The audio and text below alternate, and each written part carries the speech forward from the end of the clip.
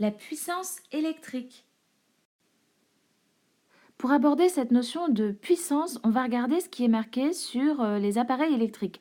Alors ici, par exemple, on a une bouilloire. Et si je regarde d'un petit peu plus près, je vois qu'ici, il y a marqué 220-240 volts. Alors ça, il s'agit de la tension nominale de la bouilloire. Donc elle est faite pour fonctionner avec cette tension-là. Et ça tombe bien parce que c'est la tension qui est délivrée par le secteur. C'est aussi fait pour fonctionner avec du courant alternatif de 50 à 60 Hz. Donc ça, c'est la fréquence du courant de secteur, puisqu'on a vu l'année dernière que le courant de secteur était du courant alternatif. Alors maintenant, ce qui va nous intéresser pour le cours d'aujourd'hui, ça va être cette troisième donnée qui est la puissance de la bouilloire. Donc on voit qu'elle a une puissance de 2000 à 2400 watts. Alors qu'est-ce que la puissance électrique? La définition est assez simple. La puissance d'un appareil, en fait, c'est égal à la tension aux bornes de ce dipôle multipliée par l'intensité qui le traverse. Et donc on obtient la puissance en watts. Alors attention aux unités, hein, dès qu'on utilise une formule, la tension doit être en volts, l'intensité en ampères et la puissance sera donc en watts. Alors cette formule est à apprendre. Cette formule peut encore une fois s'utiliser dans le triangle. Alors si je cherche P, je masque le P, il me reste U fois I.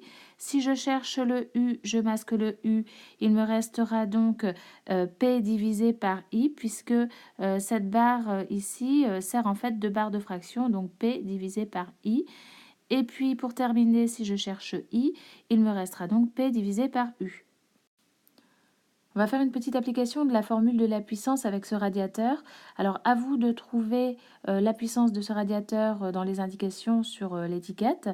Ensuite, on va considérer que la tension appliquée à ce radiateur est de 230 volts.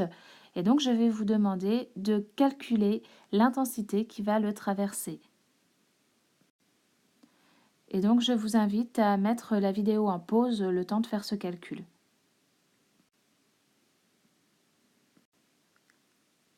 On va faire une deuxième application de la formule avec le rice cooker pour être sûr que vous ayez compris. Vous allez encore une fois me calculer l'intensité qui traverse le rice cooker quand il est en fonctionnement. Et donc encore une fois, mettez la vidéo en pause le temps de faire le calcul. Voici donc les résultats des deux calculs précédents. Alors une dernière petite application pour la formule de la puissance. Alors on a ici une lampe qui a une tension nominale de 6 volts et une intensité nominale de 50 mA. Alors je rappelle que les valeurs nominales d'un appareil, ce sont ses valeurs optimales de fonctionnement, c'est-à-dire que cette lampe est faite pour fonctionner avec une tension de 6 volts et dans ce cas-là, elle doit être parcourue par un courant de 50 mA. Alors maintenant, je vais vous demander quelle est la puissance de cette lampe. Je vous invite à mettre en pause le temps de faire le calcul.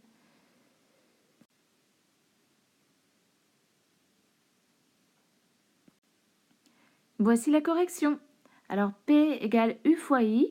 U est 6 volts. Et la chose à laquelle il fallait faire attention ici, c'est que 50, c'était en milliampères. Il faut donc le convertir en ampères pour utiliser la formule.